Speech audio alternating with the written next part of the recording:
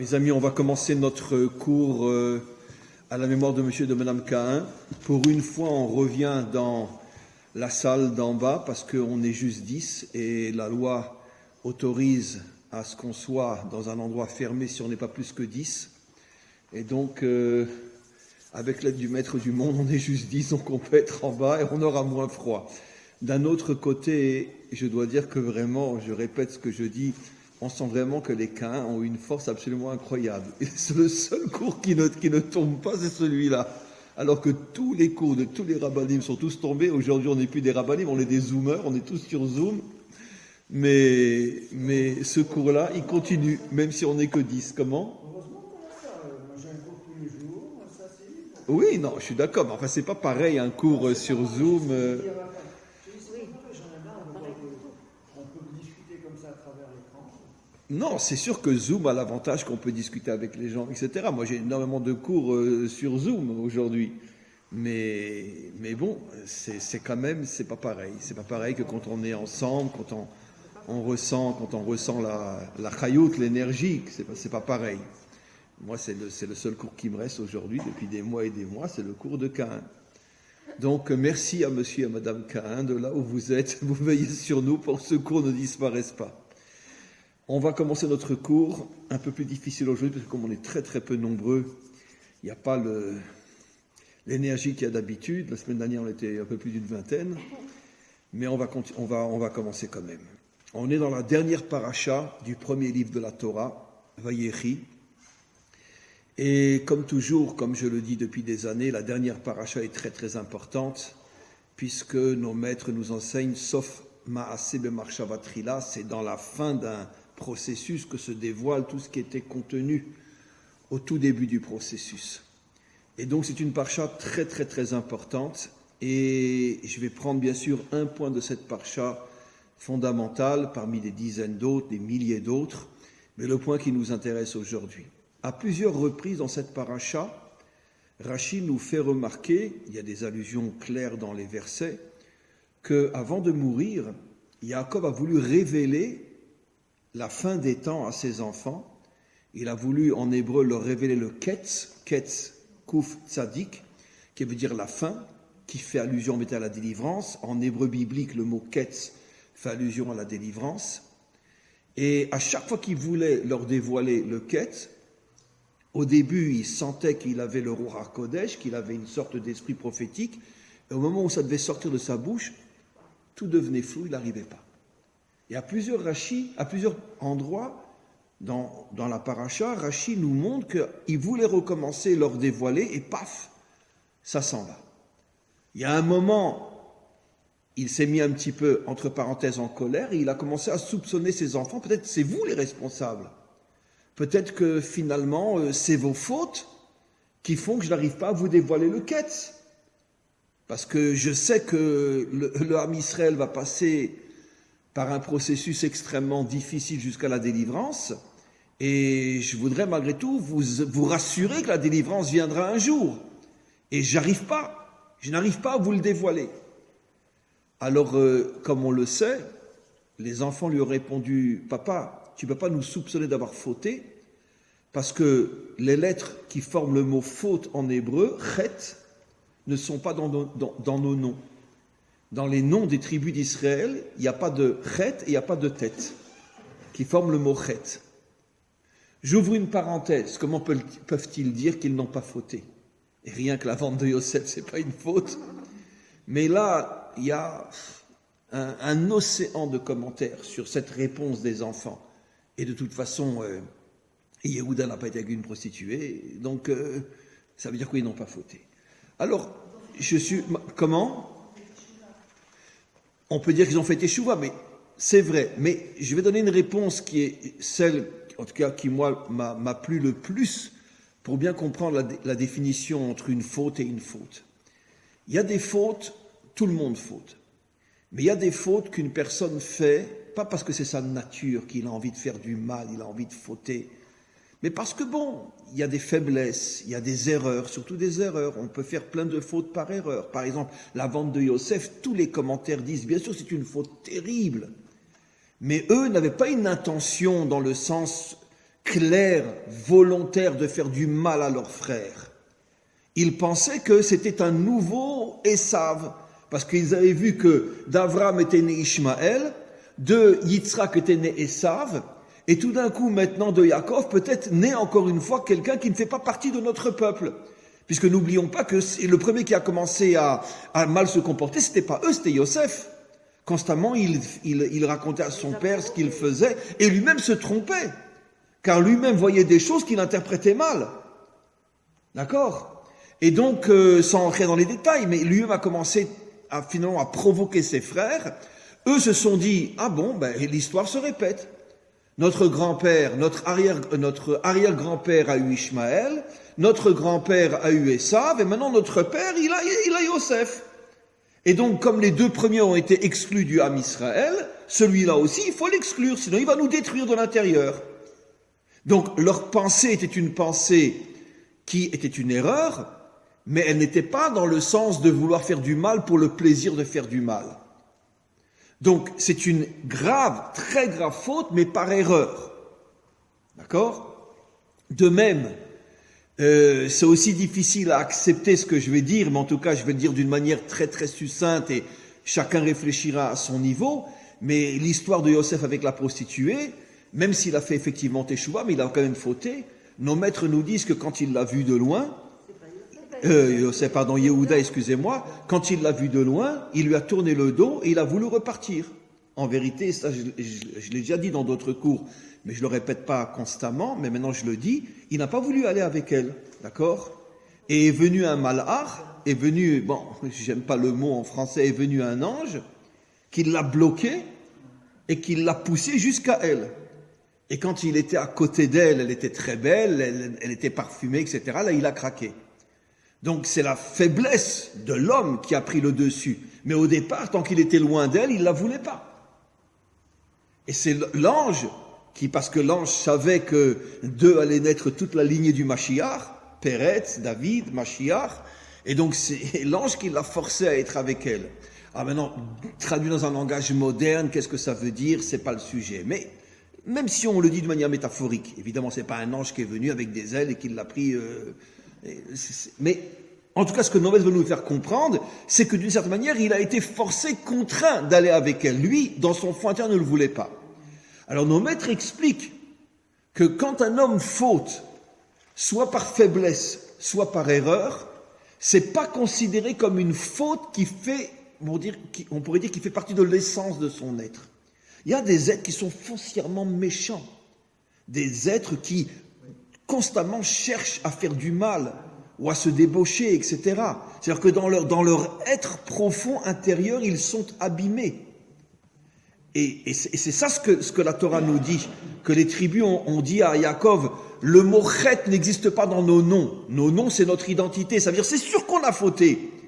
Mais chacun d'entre nous, même s'il a fauté, a des excuses qui font qu'en vérité, la faute n'est pas, on pourrait dire, ne fait pas partie de l'essence de notre être. Et on pourrait dire que la majorité des hommes sur terre, juifs ou non juifs, même s'ils fautent, malgré tout, la faute n'est pas ancrée dans leur être. Les êtres qui vraiment sont des êtres corrompus, méchants, sadiques, sataniques, ça reste malgré tout, même si sur 7 milliards de personnes sur terre, il y en a peut-être des millions, ça reste une minorité malgré tout. Donc c'est ça ce qu'ils ont répondu. On a fauté, mais le chet ne fait pas partie de notre essence, de notre identité. Regarde dans nos noms, ces deux lettres-là n'existent pas. Et Yaakov leur répond, c'est vrai, j'accepte votre réponse. Le mot chet n'est pas dans vos noms, mais le mot ket n'est pas non plus dans vos noms. Le mot délivrance, Kouf Tzadik, si tu prends toutes les lettres de tous les noms des tribus d'Israël, tu n'as pas le mot délivrance. Le mot Ketz n'est pas non plus dans votre nom. Et donc maintenant, je comprends pourquoi je n'arrive pas à vous dévoiler la délivrance finale. Alors là, à nouveau, il y a un tsunami de questions de nos maîtres qui posent la question évidente et à laquelle je vais répondre. Je ne comprends pas, si ils sont arrivés à persuader leur père que leurs fautes n'étaient pas des fautes d'essence, des fautes d'identité, mais des fautes d'erreur ou des fautes de faiblesse. Donc, d'accord, il n'y a pas le mot Ketz dans leur nom. Mais alors justement, pourquoi il n'y a pas le mot Ketz dans leur nom? Puisque Yaakov a admis que ce n'étaient pas des fauteurs dans le sens de l'essence de leur être. Alors pourquoi il ne pourrait pas leur délivrer? Pourquoi il ne pourrait pas leur dévoiler, la délivrance finale? Comme il le dit, oui, mais le mot ketz, le mot délivrance, ne fait pas non plus, ces deux lettres-là ne font pas partie de vos noms. Qu'est-ce qui s'est passé? Alors on va aller un petit peu plus loin. Et tout à la fin de la paracha, Rashi révèle quelque chose de très très intéressant. Yosef est sur le point de mourir. Il réunit ses frères et il leur dit: sachez que je vais partir. Il est parti avant tout le monde. Bien qu'il était le plus jeune, il est mort avant tout le monde, parce qu'il est mort à 110 ans. Et donc, on peut imaginer, à cause de toutes les souffrances qu'il a traversées pratiquement toute sa vie, ça l'a épuisé. En tout cas, il réunit tous ses frères et il leur dit: Pakod yifkod Elokim otrem, que Dieu se souviendra de vous. Pakod yifkod, il vous délivrera, et vous prendrez mes ossements avec moi, et vous me sortirez de là. Quand vous partirez, donc à la fin de l'exil d'Égypte, vous me prendrez avec vous. Et le Baal HaTurim nous dit que, en vérité, et je vais expliquer tout de suite, le seul auquel Yaakov était arrivé à dévoiler tout le processus de la délivrance finale, c'était Yosef. C'était le seul. C'est-à-dire, quand tous les enfants étaient devant lui, il n'y arrivait pas. Mais après, avant de mourir, avant que Yaakov meure, il a pris Yosef à part, il a voulu lui dévoiler le Ketz, et à Yosef il est arrivé. Yosef connaissait le Ketz, c'est-à-dire connaissait tout le talir, la délivrance finale, jusqu'à nos jours. Avec toutes les délivrances, on pourrait dire ponctuelles, la sortie d'Égypte, la sortie de Babylone, etc. Jusqu'à la délivrance finale et dernière. Et Yosef lui-même savait qu'il ne pouvait pas dévoiler le véritable processus de la délivrance à ses frères, puisque à chaque fois que Jacob avait essayé, ça ne marchait pas. À plus forte raison, Yosef ne pourra pas. Mais lui, il le connaissait. Et le Baal HaTurim révèle quelque chose d'absolument incroyable. Il leur a fait un remèze, un petit remèze parmi des milliers d'autres explications, que, rappelez-vous, mais il leur a pas dit clairement, un remèze, c'est comme on dit en hébreu, amevin yavin, celui qui comprend, il comprendra. Mais il leur a pas dit, attention, je vais vous dévoiler quelque chose. Dans le mot pakod yifkod, vous vous souvenez que Hachem avait dit clairement à Abraham que ta descendance sera en exil pendant 400 ans. Et pendant combien de temps on est resté en exil? 210. Donc il manque combien de 210 à 400? 190 Ketz. Ketz. La valeur numérique de Ketz, Kouf 100, Tzadik 90. 190. On n'est resté que 210 ans en Égypte, ça veut dire qu'on a gagné 190 ans sur les 400 ans. 2 mois. Et qui, comme par hasard, a la valeur numérique Ketz. Le Baal HaTurim dit dans le mot pakod, ça veut dire, qui veut dire se souvenir, Hachem se souviendra de vous, pakod, P, Kouf, Yu, Vav, Dalet, Gematria 190. Gematria Ketz. Et donc il leur a fait une allusion comme quoi, ça c'est pour la sortie d'Égypte. pour la sortie d'Égypte, il leur a fait une allusion comme quoi finalement vous ne resterez pas 400 ans en Égypte, mais Hachem se souviendra de vous au bout de 210 ans, puisque le mot pakod a pour valeur numérique Ketz, c'est-à-dire que la délivrance, le Ketz, viendra 190 ans avant le moment prévu. Maintenant, est-ce que les tribus ont compris? Je ne sais pas. Mais en tout cas, il leur a fait cette allusion-là. Donc, avant de mourir, il leur, encore une fois, je me répète, il leur fait une allusion comme quoi, ne vous inquiétez pas, c'est pas 400 ans que vous resterez en Égypte, c'est seulement 210, parce que Pakod a pour valeur numérique 190, et Hachem se souviendra de vous dès qu'on rentrera dans les 190 dernières années, au tout début des 190 dernières années, donc vous sortirez au bout de 210 ans. Et pas 400. Pakod. Maintenant, il y a juste un petit problème. Si vous regardez, je sais que c'est un peu compliqué, mais c'est simple, comme je l'explique. Si vous regardez comment le mot pakod est écrit dans le verset lui-même, il est écrit sans le vav. P, Kouf, Dalet, et le O avec le petit point en haut, ce qu'on appelle le Cholom. Une ponctuation qui remplace le Vav.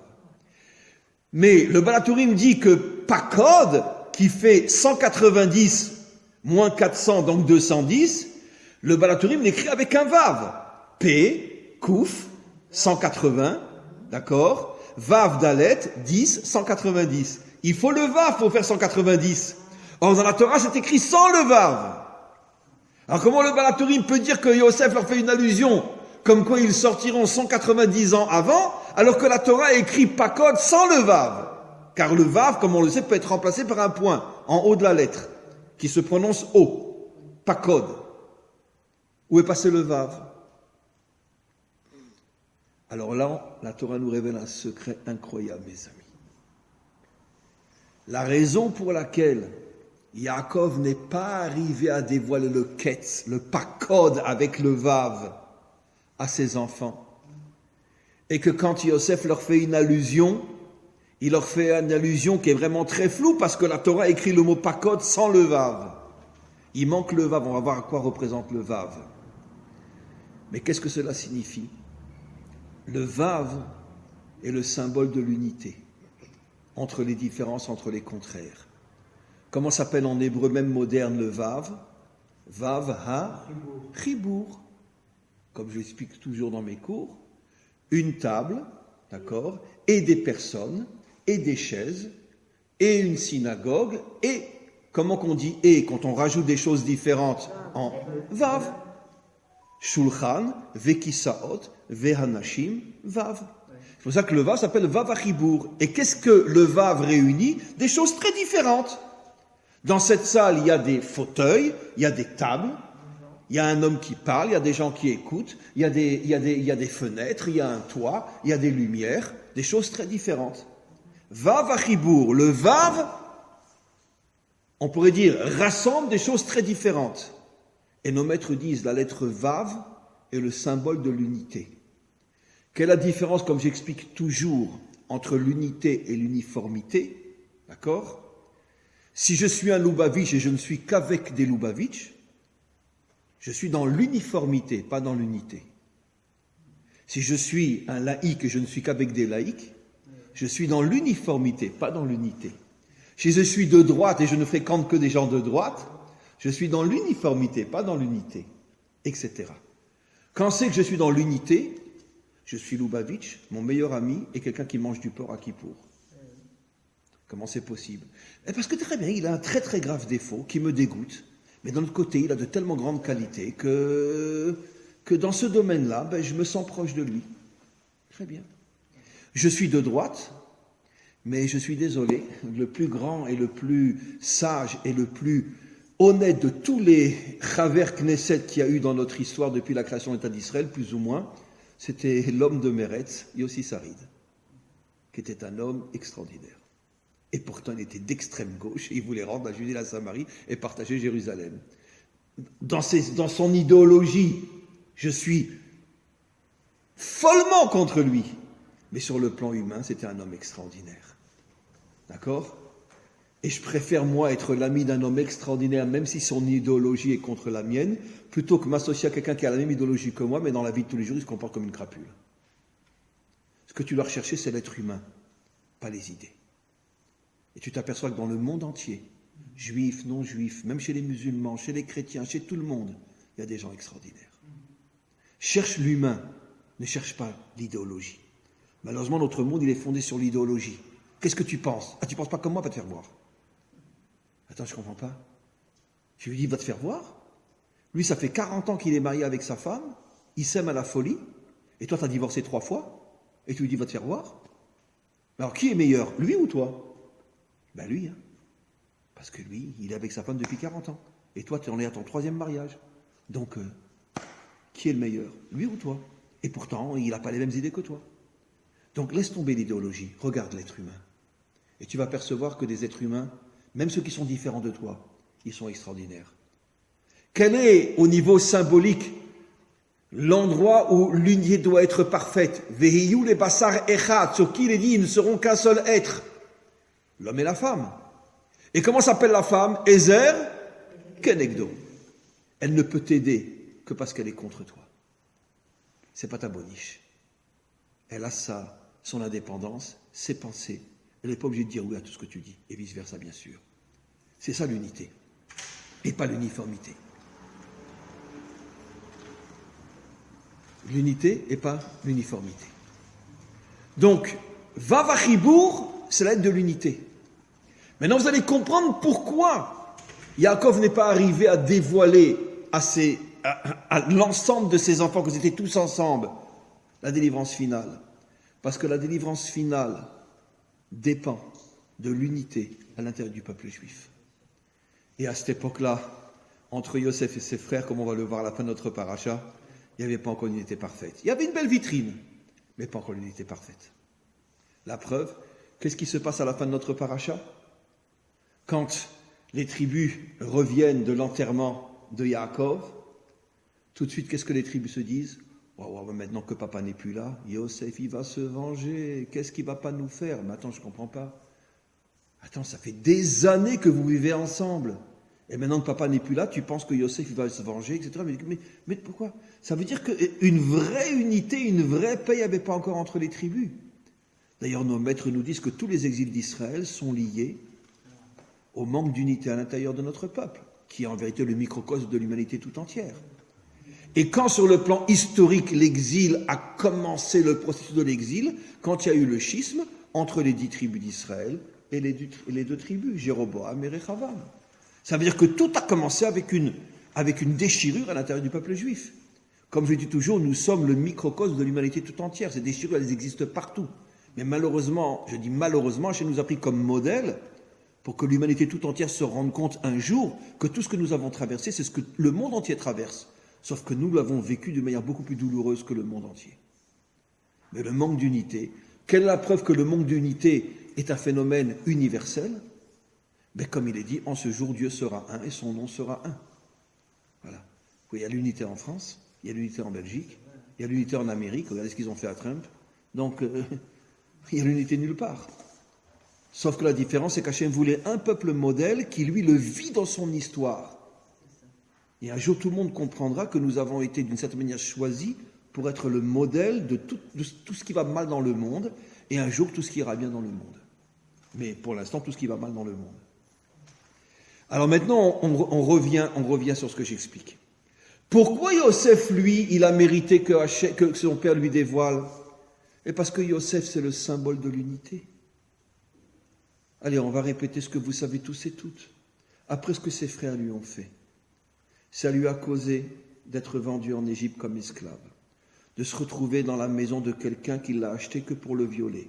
Puisque, comme j'ai expliqué, vous savez tous et toutes, Potiphar était bisexuel. Il avait une femme, mais il aimait aussi beaucoup les hommes. Quand il a vu la beauté de Yosef, tout de suite il l'a fait rentrer dans sa chambre. Et donc, vous imaginez le trauma d'un gosse de 17 ans qui se retrouve dans une chambre avec un type qui veut le violer. Après, la femme de Potiphar lui tombe dessus. Tout ça, c'est la conséquence des ventes. Après, il passe 12 ans dans une prison égyptienne. Qu'est-ce que j'ai dit la semaine dernière? Combien de temps il a tenu Morsi dans la prison égyptienne, là, il y a quelques années? 1 an et demi. Tout le monde sait ce qui se passe dans les prisons dans le monde arabe. D'accord? Combien de fois ils sont violés, combien de fois ils sont frappés, combien de fois ils sont torturés. En Syrie, tu tiens quelques secondes. En Irak, 1 heure ou 2. En Iran, quelques secondes. En Égypte, il est arrivé à tenir 1 an et demi. Morsi.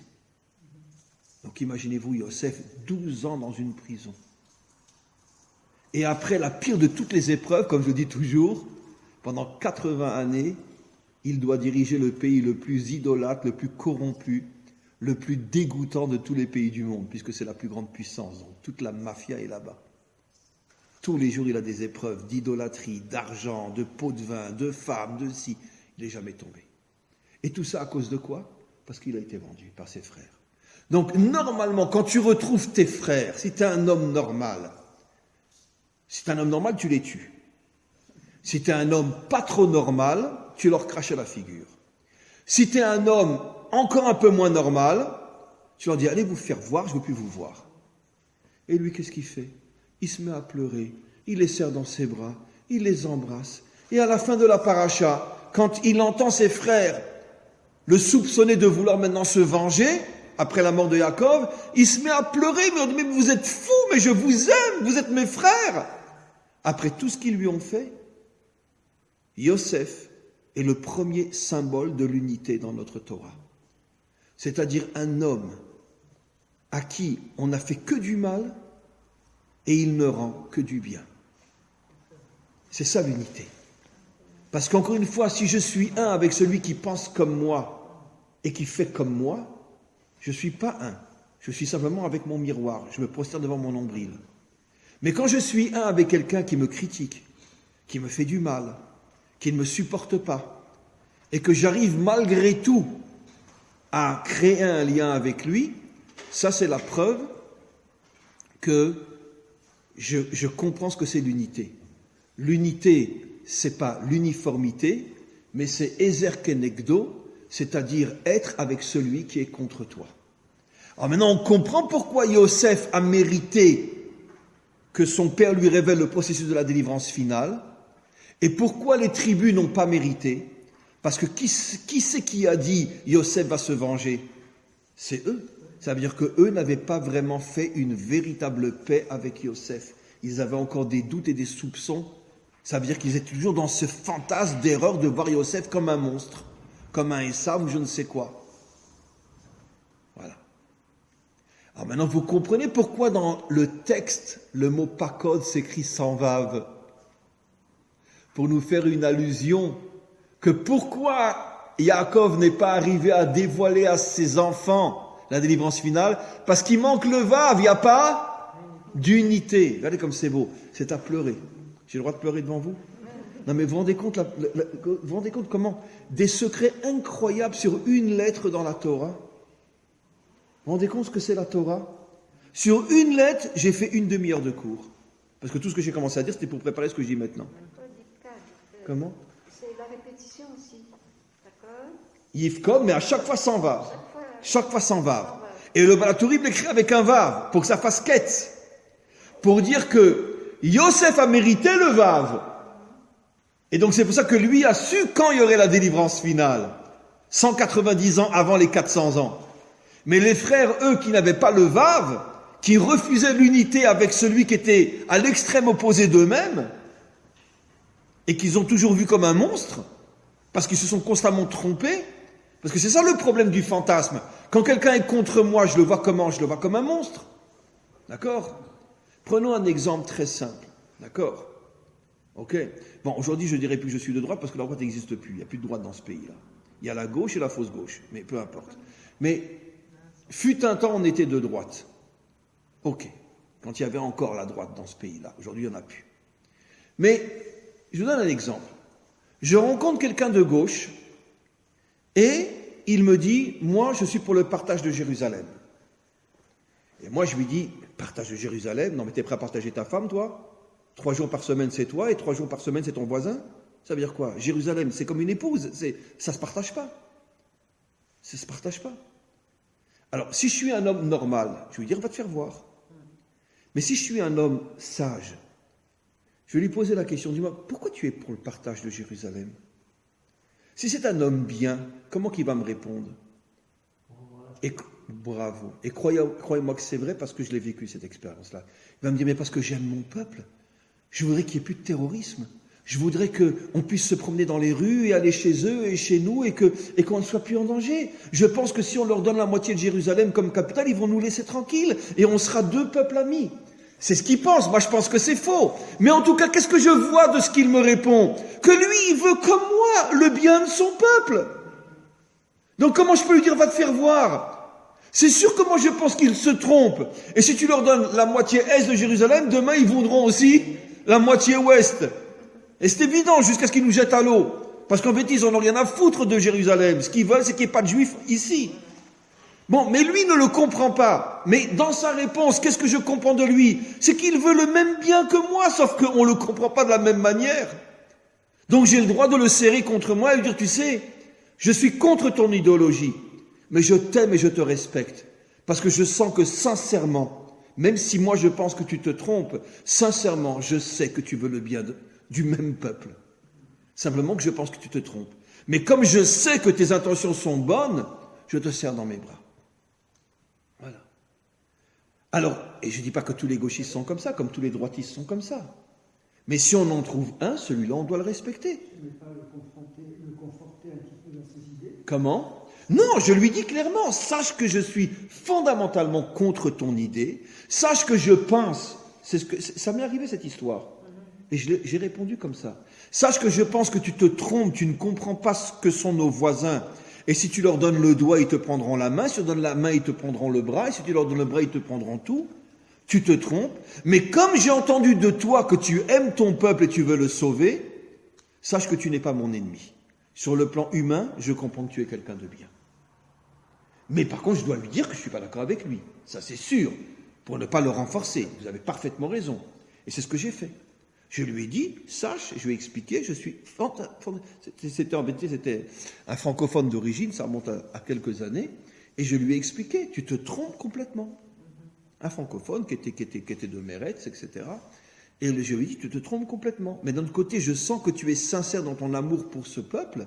Et donc, je ne peux pas te critiquer, je ne peux pas te rejeter, parce que finalement, tu n'es pas moins amoureux de ce peuple que moi. Sauf que nos idées, notre manière de voir le sauvetage de ce peuple est différente. Mais dans le fond, dans les sentiments, tu es comme moi. Donc, je dois te respecter. Et donc, on comprend donc maintenant tout ce qui s'est passé, cette histoire du Vav qui manque dans le texte écrit, pour nous faire comprendre que les tribus d'Israël n'avaient pas encore retrouvé cette unité. Et vous comprenez maintenant pourquoi le Zohar nous dit que tous les exils d'Israël jusqu'à la délivrance finale, tous ont pour source la vente de Yosef. Et maintenant, vous comprenez maintenant aussi pourquoi Yosef dit à ses frères, et ça tous les commentaires posent une question énorme, Yaakov a demandé à être enterré tout de suite en Israël. De plus, dans cette paracha, on voit que Yaakov, avant de mourir, dit à son fils, Yosef, toi, tu seras un jour enterré dans la ville de Shrem. Il lui dit clairement, je te donne Shrem. C'est là, ça sera le territoire de Yosef, où tu seras enterré. Et les commentaires posent une question magnifique. Pourquoi Yosef n'a pas demandé? Il aurait pu demander à Pharaon, puisqu'il est quand même le bras droit de Pharaon. Il aurait pu lui demander, je t'en prie, laisse-moi aller être enterré en Eretz Canaan. Tu sais très bien que je suis un Hébreu. Pourquoi Yosef leur dit, quand vous sortirez d'Égypte, vous me prendrez avec vous. Donc dans 400 ans, dans 210 ans. Oui, puisque l'exil a commencé à plus ou moins avec la mort de Yosef. Dans 210 ans. Pourquoi? Mais Pharaon, c'est sûr qu'il aurait accepté que Yosef, comme son père, soit enterré à Shrem. Puisqu'il a accepté pour Yaakov, qui n'était pas du tout l'ami de Pharaon, alors à plus forte raison pour celui qui a sauvé l'Égypte, qui va accepter. Mais parce que Yosef, représentant l'unité, savait qu'il a besoin de rester en Égypte pour que la lumière de l'unité plane sur le peuple juif et que le peuple juif mérite de pouvoir sortir d'Égypte.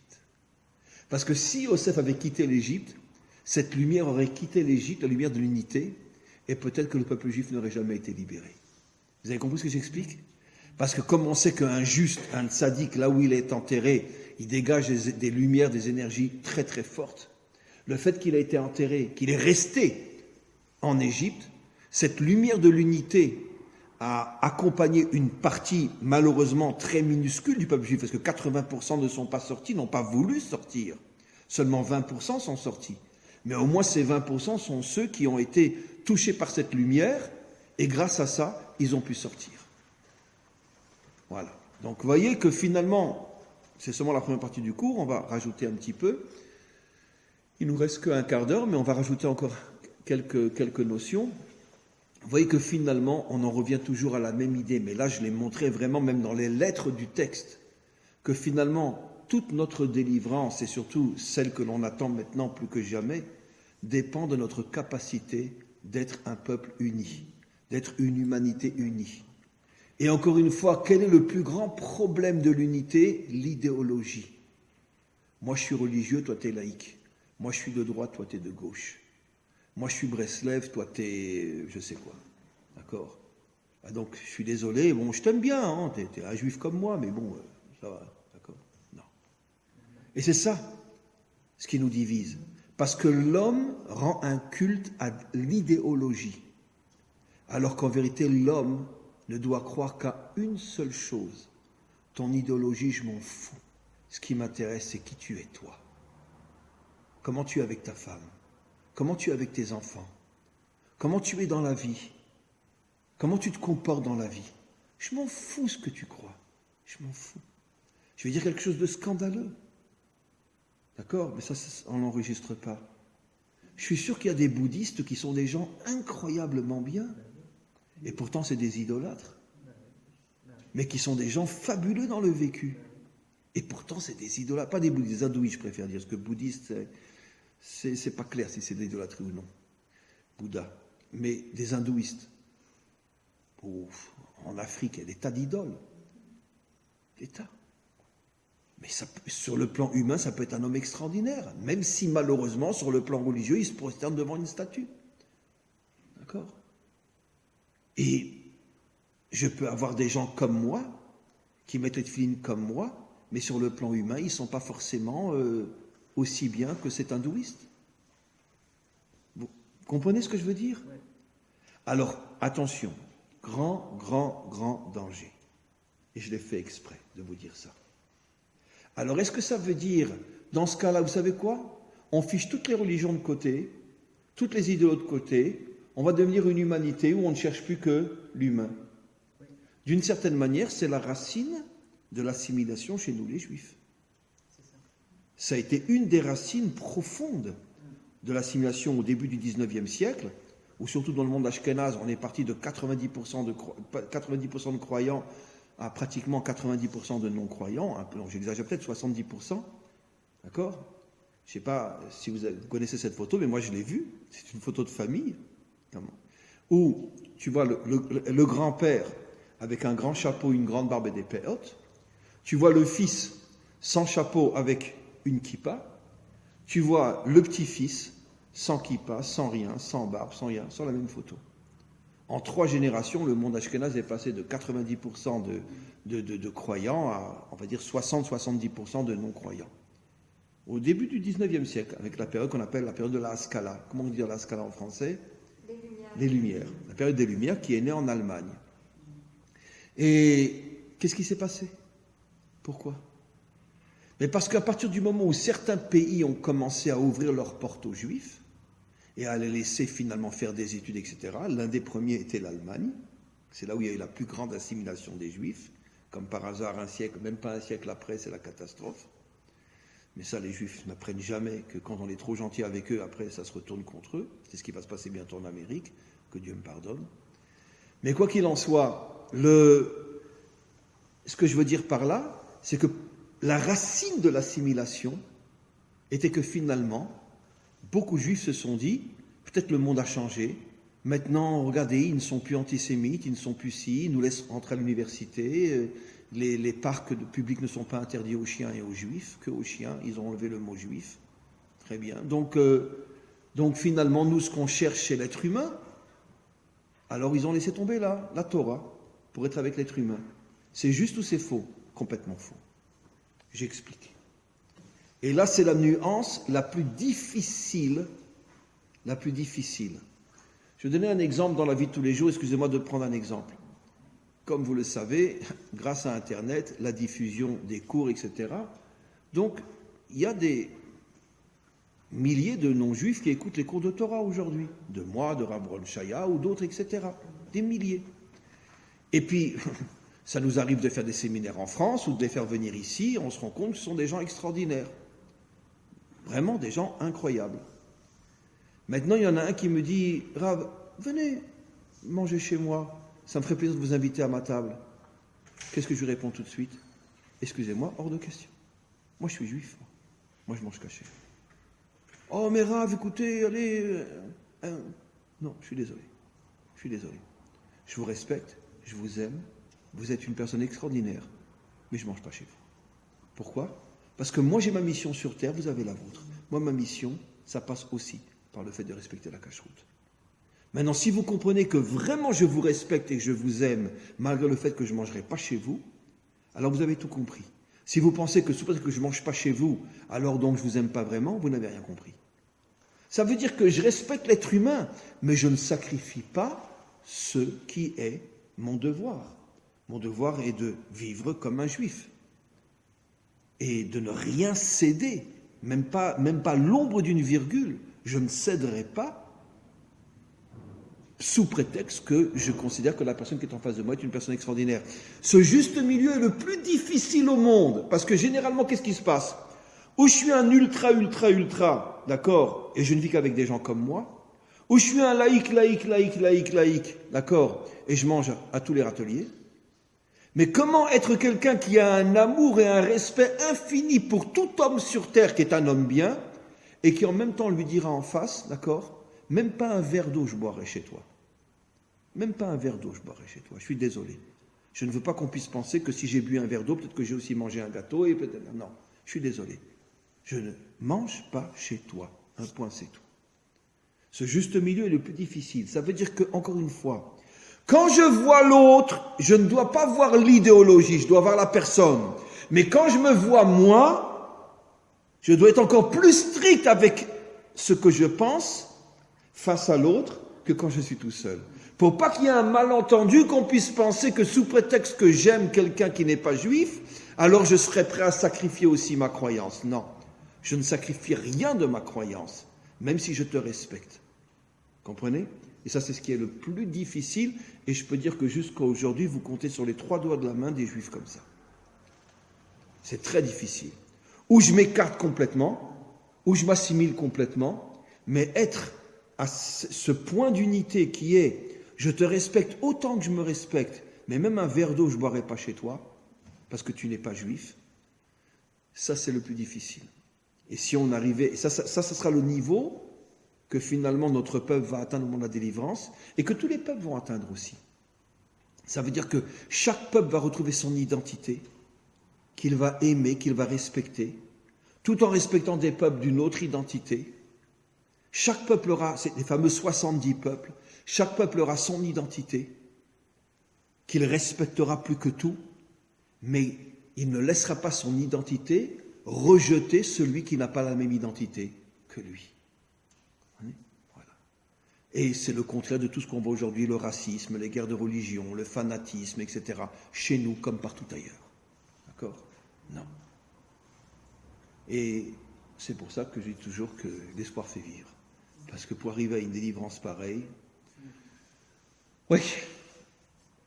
Puisque vous ramenez, votre cours s'intitule Ramener à l'actualité ce que vous exposez, si on ramène à l'actualité les problèmes qui se posent aujourd'hui, parce que on parlait, je vais répéter à haute voix. Exactement, ce qui se passe aujourd'hui avec Knesset, avec toutes ces idéologies différentes, on devrait, selon votre cours, après votre cours, on devrait évidemment retrouver l'unité avec toutes ces idéologies que chacun devrait partager. Mais cher ami, c'est le fondement même de la démocratie. La démocratie, d'accord, je ne parle pas de la vitrine, je parle du magasin, dans lequel rares sont ceux qui y rentrent, c'est le culte de la division. Républicains, démocrates. On voit ce que les démocrates aujourd'hui ont fait à Trump, etc. Même si on ne pourra jamais le prouver, tout le monde est contre lui. Le FBI, la CIA, le Bet Mishpat, tout le monde. Il y a eu tout le monde contre lui. Pourquoi? Parce que c'est un anticonformiste. Il a été contre le système, il s'est fait dégager en 4 ans. D'accord? En France. Bon, aujourd'hui, il n'y a plus vraiment de communisme, mais à l'époque, il y avait le communisme, les socialistes, la droite, le centre, etc. En Israël. Le plus petit pays au monde qui a le plus de partis au monde. Il y en a d'autres qui vont d'accord? Le plus petit pays au monde qui a le plus de partis au monde. 400 millions d'Américains, 2 partis. 70 millions de Français, 3 ou 4 partis ou 5. 7 millions d'Israéliens, 50 partis. D'accord? Ça, c'est la démocratie. Encore du nombre d'élections. Comment? Encore du nombre d'élections en 3 ans.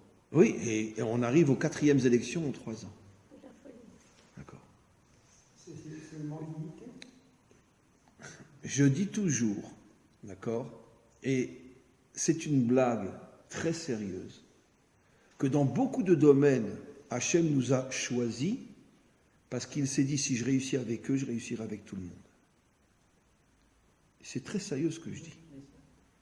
Parce que ce peuple a une nature où chacun veut exprimer son idée, chacun veut fonder son idéologie, chacun veut...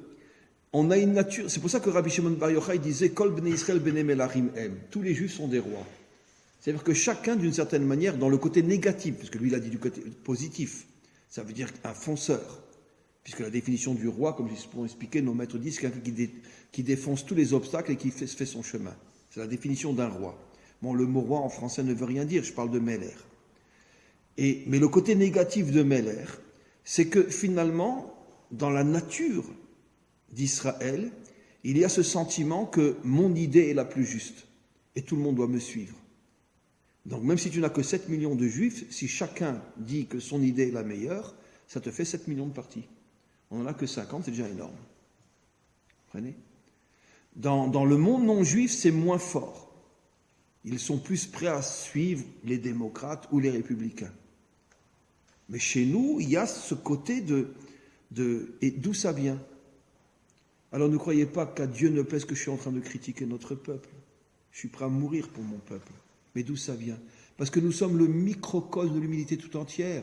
Qu'est-ce qu'on va voir la semaine prochaine ? Combien il y avait de personnes dans la famille qui est descendue en Égypte ? 70. Le peuple juif est le microcosme de l'humanité tout entière. Et on le voit même physiquement. Il y a chez nous des Chinois, il y a des Hindous, il y a des Noirs, il y a des Russes, il y a des Américains.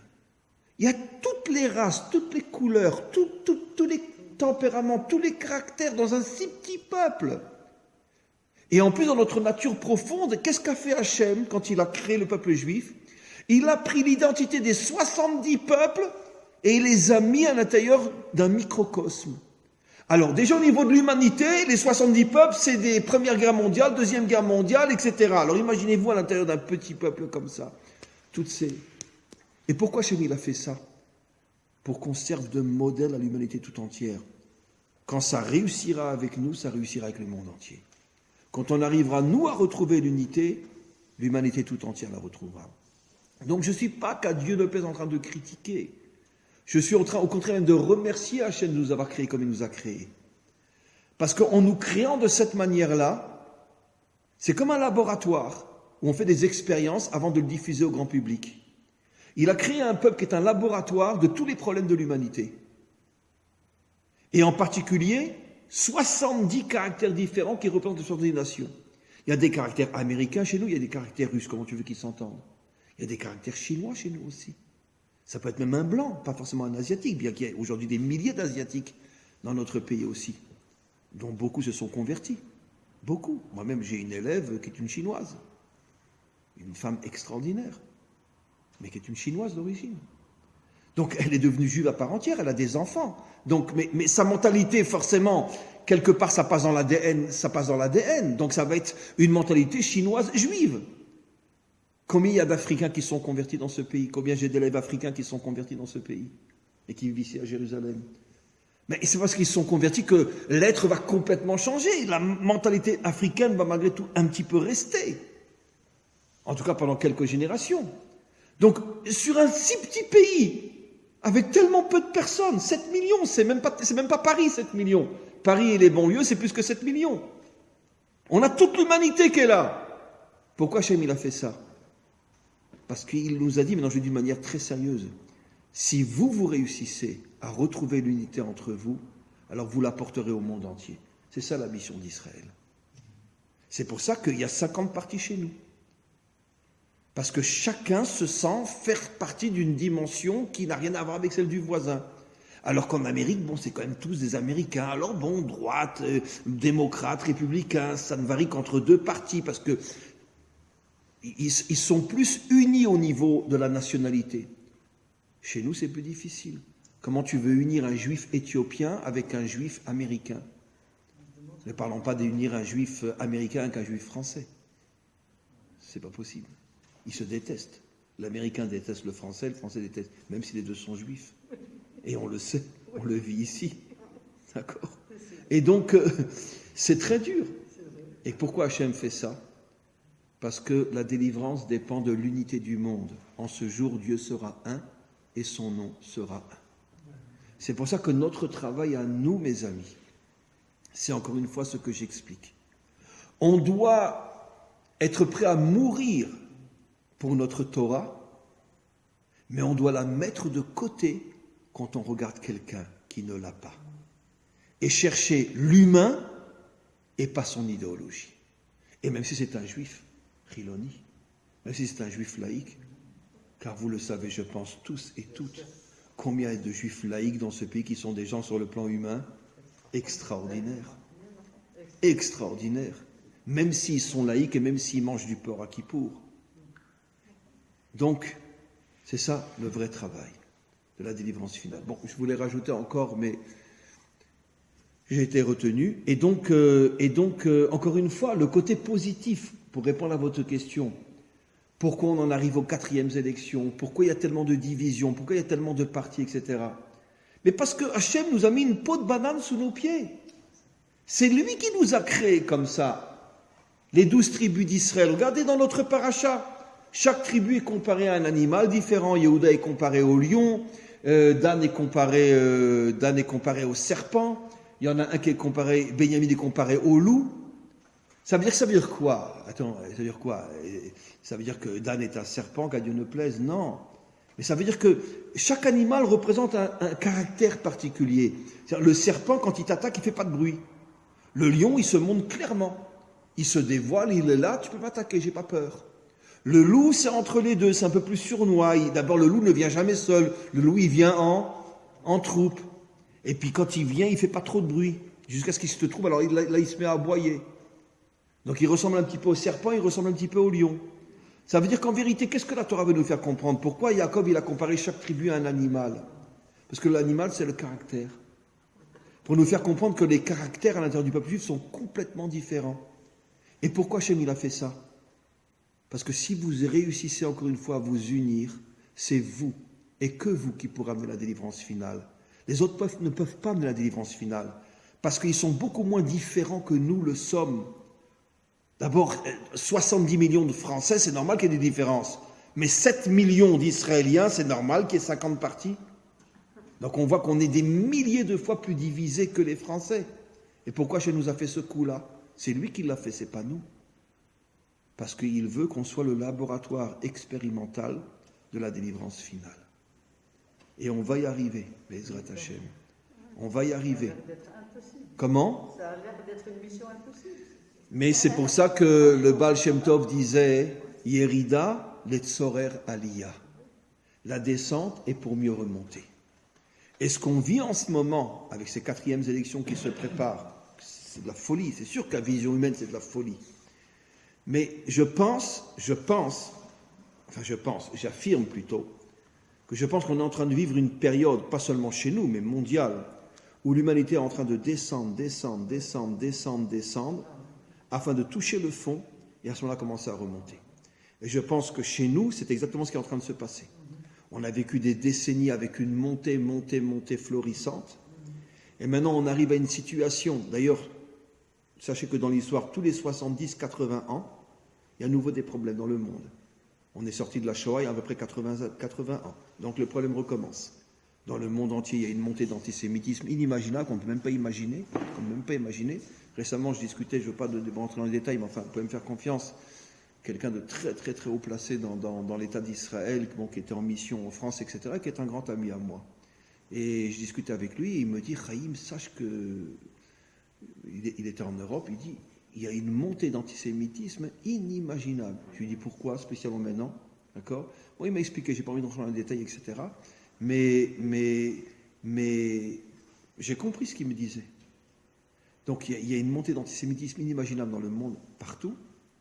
Et le monde s'écroule sur le plan économique, sur le plan de la santé, sur le plan politique, puisque maintenant, je veux dire, on voit ce qui s'est passé aux États-Unis, et encore une fois, on peut penser que c'est des idioties ce que je dis, mais j'ai toujours raison, je m'excuse de le dire, mais j'ai toujours raison. Mais je ne sais pas si Trump arrivera à prouver ce qu'on lui a fait, mais quoi qu'il en soit, à mon avis, il ne peut pas, parce qu'il y a toutes les institutions américaines contre lui, donc c'est impossible. Ils ont préparé ce coup-là pendant 4 ans, donc ce n'est pas possible qu'il puisse s'en sortir, à mon avis, mais je peux me tromper. Mais quoi qu'il en soit, en Israël, c'est peut-être encore pire que partout ailleurs.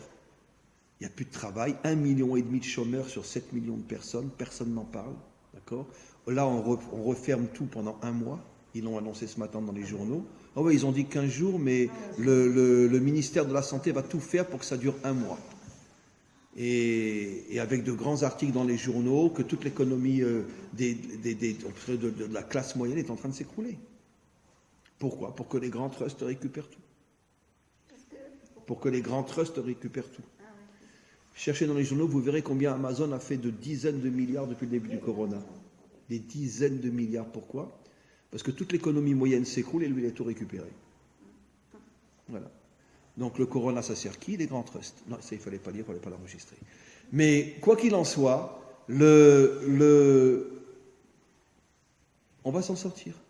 Une fois qu'on aura touché le fond, et je pense qu'on va descendre encore beaucoup plus bas qu'on l'imagine, quand on aura touché le fond, il va y avoir un réveil, non seulement dans notre peuple, mais aussi partout dans le monde. Et ce réveil-là, j'espère, c'est celui qui amènera la délivrance finale. Amen.